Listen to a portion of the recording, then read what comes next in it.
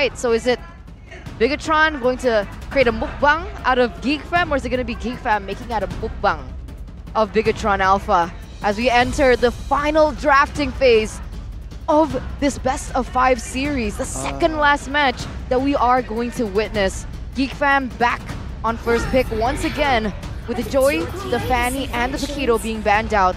Bigetron Alpha go for the Faramis, Baxia, and the Matilda. So exactly the same bans come through. Geek go for an Angela first pick. This is the difference maker. Yes. But Bigetron still will secure the Iritel as well as the Valentina.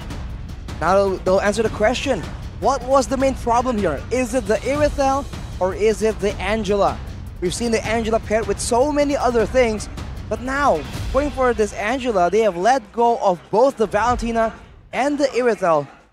We've seen it play out before, but without a Matilda, it's going to be a bit difficult right here.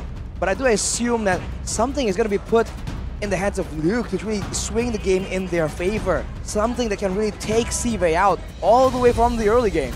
Mind you that this Angela can be flexed, right? To the mid or to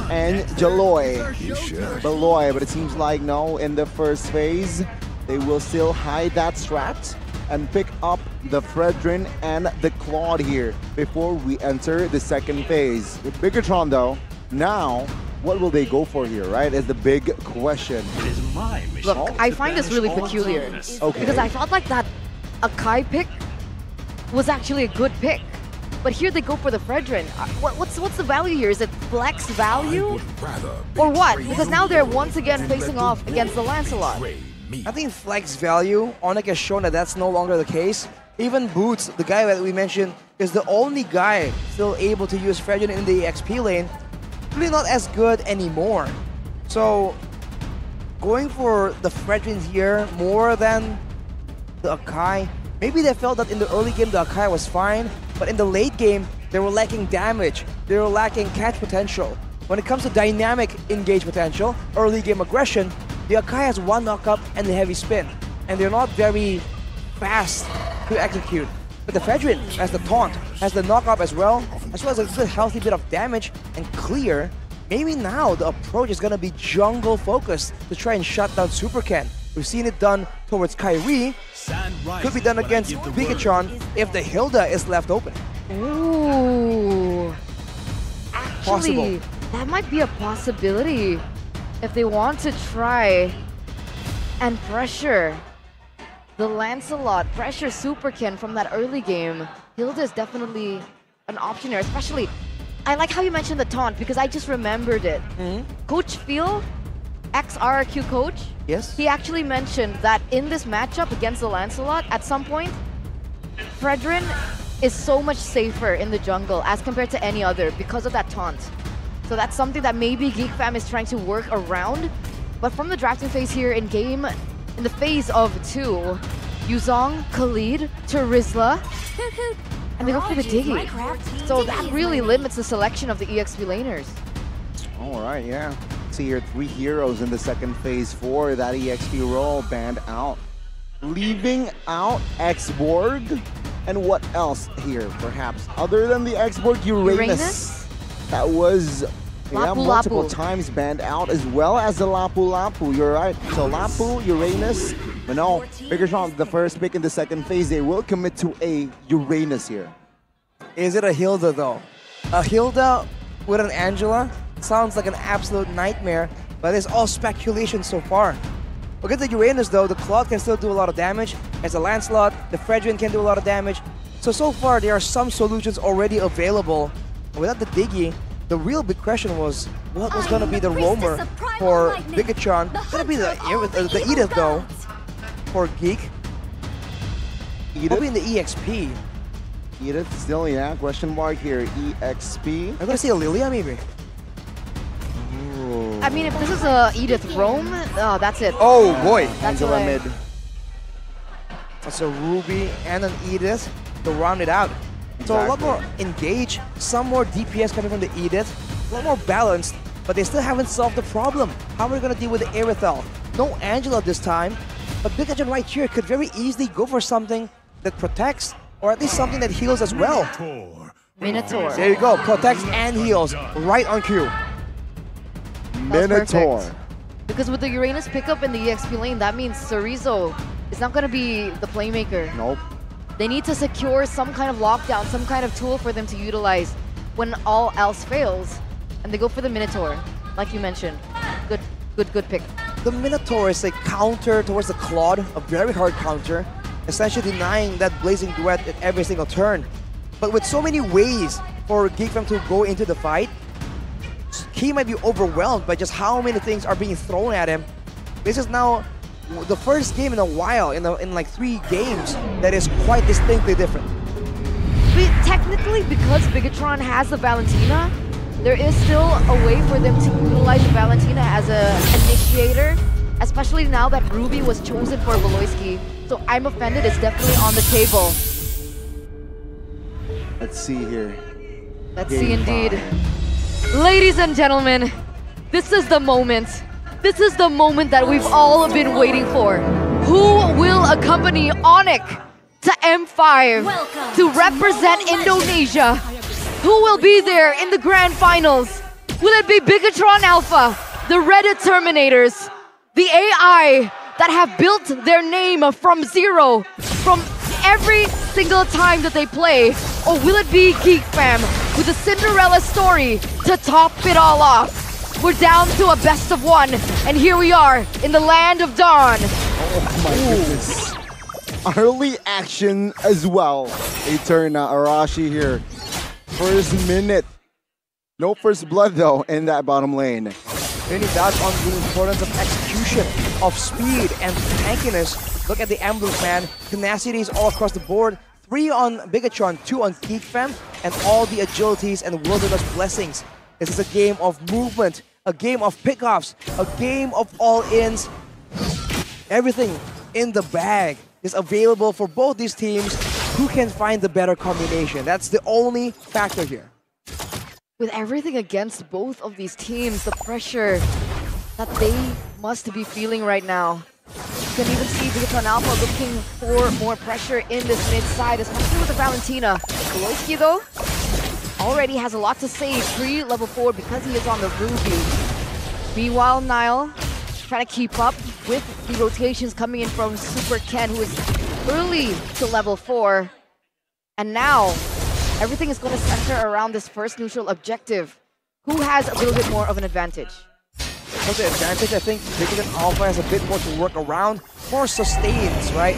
And bigger tanks to really absorb some damage, especially if Cerezo can get the clear here with the help of Moreno. But Geek Fam, they can go for the crazy plays because they have the Ruby, they have greed in the hands of Geek Fam. Early invasion here, right? 2 minutes in already, they tried an attempt to early steal of the purple. But it seems like no, they will not commit on towards a fight just yet here as the turtle has spawned in the land of dawn. And you can see the setup focusing, shifting towards that side now. Luke in the front side looking to soak in damage, but the damage will force him to use the primal wrap.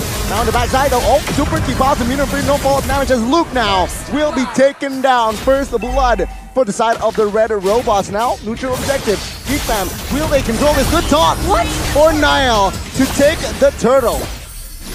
What setup coming in? They're looking for more. They want more. They are very greedy as the boy finds the kill. That's a trade, a turtle for a kill. Steve on the other side, dealing some damage onto the quad, winning out that lane in a 1v1, but I find that so peculiar earlier on that setup. Super Ken was a level ahead already. Luke was already taken off the board as well. But somehow, some way. Good pull, and it seems like the Thorn Rose and as well as the Battle Execution will not be able to help Super Ken to save him. The signature Ruby pick, man. Voloisky, lethal on it. But now still, in the gold lane, this Irrital has not been shut down just yet. In the jungle, the matchup has shown to really favor Geek Fam. But what can Geek Fam do with it? Have they been able to invade? Not just yet. Super Ken has been so good at invading, counter-invading, and still finding gold for himself. Wow, it's so peculiar here. Right now, Voloisky still hasn't found an opening onto Super Key. They don't want to commit onto it just yet. But talking about this EXP lane, Edith against Uranus, who naturally wins? the Edith as Uranus. I think in an all-in, the Edith will definitely win.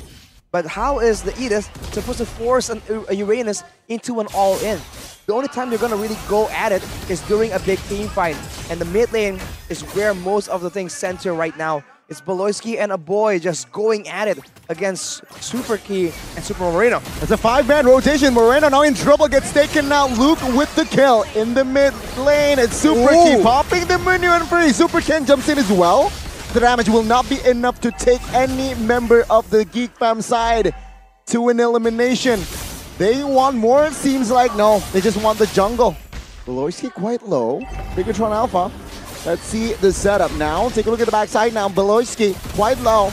Oh, the damage though will not jump through. A Super Ken caught in that midst. It will be the trade though. Beloyski for Ken, but Sorizo now will be the next target as damage will be more than enough to take him down.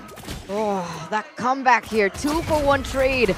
Initially, I thought it would have been really good for Bigetron Alpha, but because of those kills over, Geek Fam have actually secured the first neutral objective of the game. Super Ken is just absolutely struggling right here with the abundance of short-term crowd control. Like we said, the Akai has great crowd control, but only the heavy spin, and even his knock-up is on a longer cooldown. Look at how often now has been able to stun, taunt, knock up Super Ken in the middle of these fights. It's absolutely difficult, and Beloyski is playing into that as well. As a 50-50 is from the audience. Oh, take a look at the damage here. It comes through. It's a 4-on-1. Sorizo cannot soak that damage, but in the bottom lane, it seems like Bigetron Alpha looking for a trade here. Luke now being the sole target, and Luke, oh my god, he's so tanky. Good knockup. The damage though will not be enough there as Super Moreno grabs the kill. 1-for-1 trade, an EXP laner for a gold laner. And in that sense, you would automatically assume that Geek Fam had the better trade, especially with that turret in the top side taken out. Marky securing a power. Yeah, the item power spike here at 9 minutes. Oh, at level 9 at 6 minutes. That's very, very early. Showing that Geek Fam now has a lot of attention in the gold lane. They want to make sure that Marky is snowballing, that Marky can be the deciding factor, the real key to shut down CV, the rookie, the upstart, who's trying to tip the scales in his favor, changing the status quo. Oh, bottom lane here. It seems like the turret will just be the target as Geek Fam, they will sacrifice that outer turret in the bottom side of the map. Yeah, they're trading now. Bigetron Alpha looking for some compensation as to what happened earlier on. And it's now quite stable. Geek Fam, though, still holding the gold lead. Oh, wait a minute, Sorizo? Oh, Sorizo now with all in. Oh, take a look at this. 3 members of Geek Fam with the damage. A boy, though, will secure the kill. 4 kills is on this guy. Wow, man, the side laners are getting absolutely hammered. The gold lane and the EXP lane alike. Geek Fam just swinging like a pendulum, up and down, but now there's a trap in the middle. Can Bigetron Alpha find something favorable? And a 1.7k gold deficit is not game-changing, but it's definitely difficult to deal with. That's the question here. And now both teams, once again, going to posture around the neutral objective. They're going to look for the turtle play. Conceal from Beloyski. Ooh, on towards Super Key though, but it will create space for Nile to take the turtle here, the last turtle. So, yeah, with that, it's a perfect turtle here. Clean setup by the side of Geek Fam. We can tell that Bigetron Alpha are just finding it very difficult to be proactive. They want to be the ones invading. They want to be the ones dictating the fights, but using what? The best thing they can do is send Super Key, just come in with a flicker and knock someone up, but that's just not possible, especially against all the frontliners with so much crowd control. Edith, Ruby, the Fredrin even. Even if CV now has to purify, what engage is he supposed to use it against? I guess they could bank on Super Moreno, but for the past few moments, for the past few minutes, Super Moreno has opted to go for the hard guard instead. Yeah, the hard guard will sustain Super Ken a bit, but he will fall now. As Geek Fam, they will not find another good disengage, but they will have to sacrifice their jungler. 0-3-2 for Super Ken. And on the other side, man, Luke is feeling himself. Did you see the recalls that he was making against Uranus? That's just the way he likes it, man. And whoa, Sive! What? Sive in the middle of the fight is able to escape though. Sorizo now soaking the most of the damage. They want the meta. Super Key now pulled. Ninu and Furry will catch 3 now. Good engage. Oh! Goodness. Luke finding the kill as a 1, 2, 3 members of Bigetron now will fall. The solution with the final kill. The 4,000 gold lead as well from Geek Fam, taking it away, securing it for themselves, grabbing it under the nose of the Terminators, telling them that, hey, we're the creators. Oh. Super Ken caught. Lancelot now will look for an escape route, finds it, but they will sacrifice another structure in that mid. See, he's feeling himself. Absolutely. On this Edith, he's just so aggressive. Bigetron Alpha are just bewildered how to deal with him. And on the other hand, Nile, what an appraiser's wrath to just swing the whole fight in their favor in one fell swoop.